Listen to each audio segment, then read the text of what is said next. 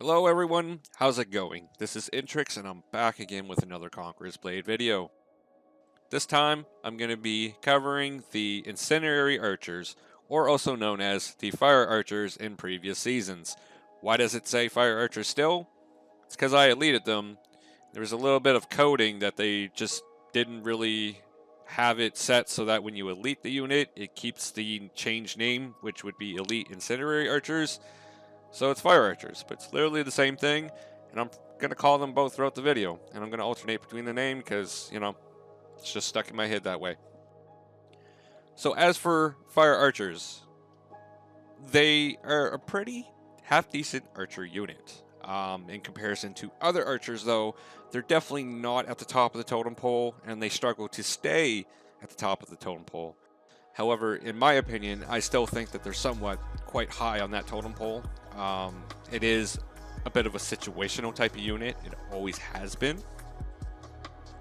And for some reason, when I talk to other players about this unit, they are kind of mixed opinion. Some love it, and some just really don't. Ever since Season 2 came out with the Nomkins, that's kind of become more the normal, popular favorite amongst everybody. With that being said, Fire Archers were still pretty decent, in my opinion. I always saw some type of use for them, even outside of those situational type of battles, mostly in those T-Wars.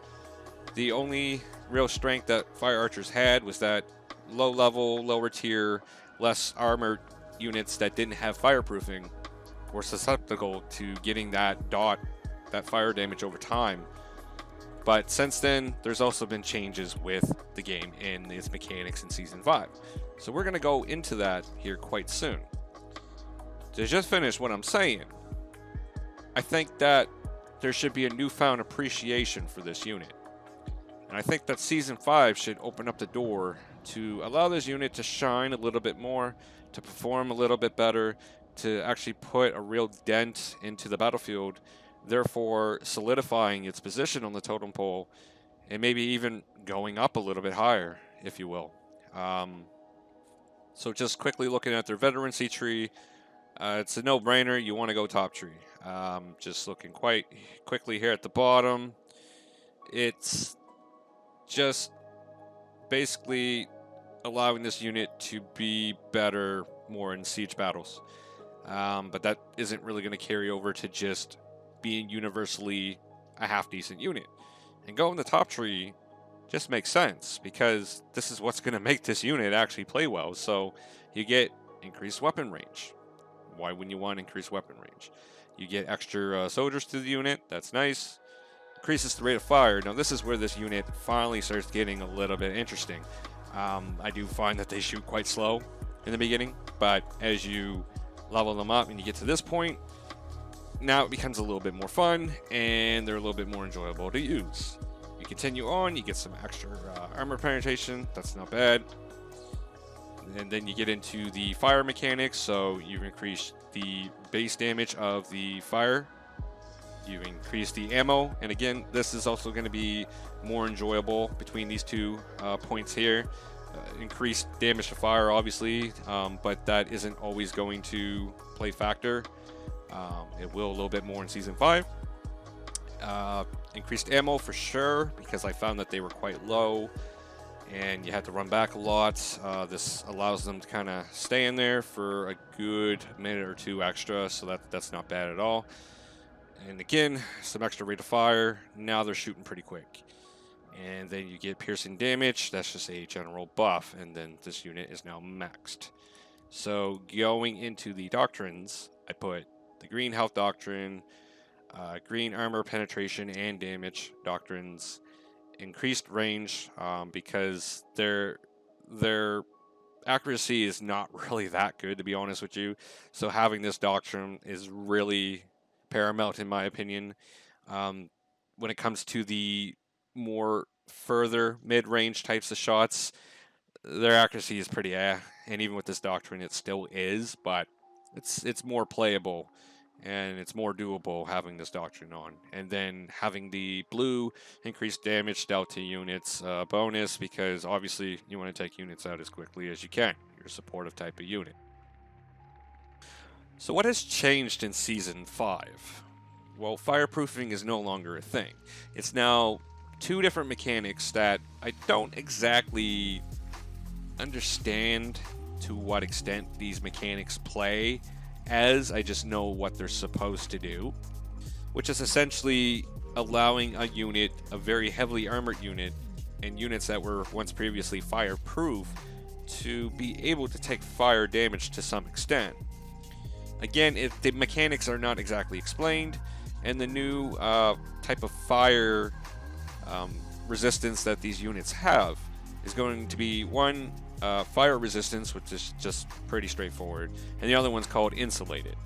They both are called different, and they both have essentially the same tooltip, where it just basically says that the unit has some type of fire resistance, and it can build up stacks to eventually damage the unit, if you will. Well, that's pretty cool, but to what extent do we get there?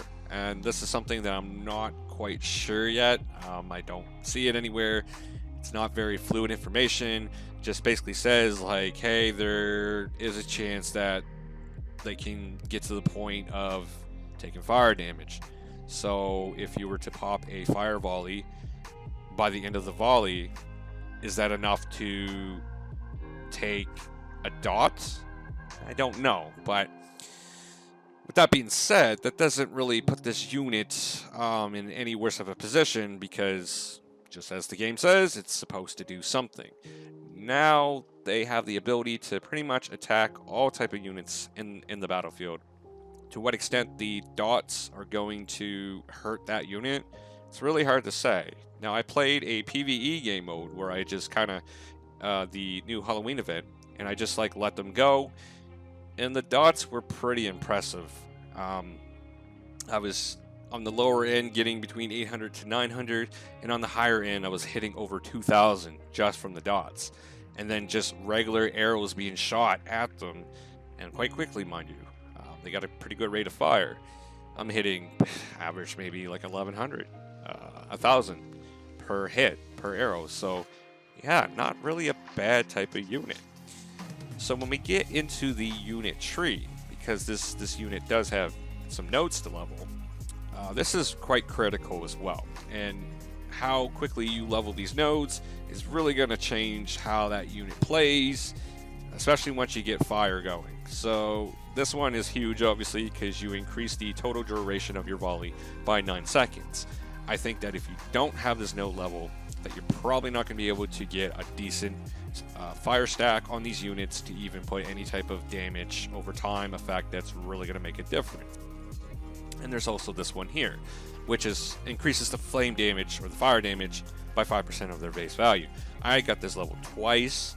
I don't even have it maxed yet, but as is, if that's what the type of damage that they put out, that's quite impressive. So I can only say that if I max this out, what numbers could I hit? That's really got me interested. And for the sake of just doing the video, and I mean, I use this unit a lot anyway, I'm just gonna use my honor, and I'm gonna level this up. I'm gonna pop into a game right quick.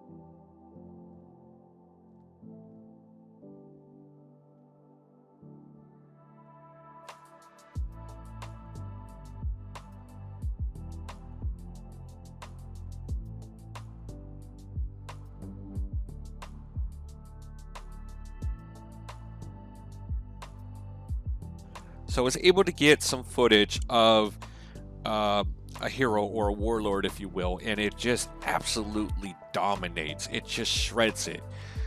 It's very astounding type of damage, and this is going to apply to actual players. So even if there's like a really tanky, a really beefy poleaxe or a longsword class, if it's not going to kill them, it's definitely going to hurt the hell out of them. So it's really impressive damage.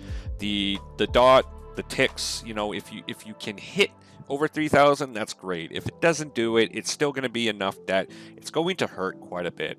And just based on what I see, it's put a whole new breath of life into this unit, and it's really going to solidify its position on the totem pole. I'm not going to compare it to Nomkins, and I'm not going to compare it to any other type of archer unit, because each one has its own special place, and everyone has their own play style, and they all have their own mechanic and play style that tailors to how you want to use it and how you want to play it. But if you want to be a supportive type of flexible type of player, Incendiary Archers were always good to have in your back pocket. I just think now it's going to be a little bit more fun to use it on the regular. And that's good, because it's not really a bad unit, and it never really was in my opinion anyway. Leveling the unit tree notes, though, that is going to be really paramount. If you want this unit to shine, you got to level the unit tree nodes. That's absolute. Other than that, I think that this unit will do well in Season 5, and until we actually know the ins and outs of how the flame mechanic works and how the dot ticks work. Other than that, I do like what I see. That is a substantial amount of damage, and at best, once I maxed out these nodes, I'm hitting just slightly over 3k damage and fire dot every tick. And that doesn't even include the base damage I'm hitting with just the arrows. And you know, even if it's slightly or more tankier type of units, it's not like I've tried this on Iron Reapers yet or anything, but it's still going to hurt, I imagine. And unfortunately, for the Iron Reaper's fate, they're not doing so good. They got somewhat of a nerf last season. Now they're subjected to getting a fire damage tick. Yeah, it's not looking good for the Iron Reapers. But other than that, that concludes my video. I think that this is a fantastic unit. It's a great unit to have. It's definitely one that you should continue to have. Raton Rangers are still a thing in the game. So even though Raton Rangers got dumbed down a little bit, it doesn't change the fact that they're heavily used, and they're definitely used in territory wars. If you want to counter, these guys are going to do it for sure. Other than that, I appreciate you for watching my video. This is Intrix signing out. Have a wonderful day, and there'll be more content to come soon.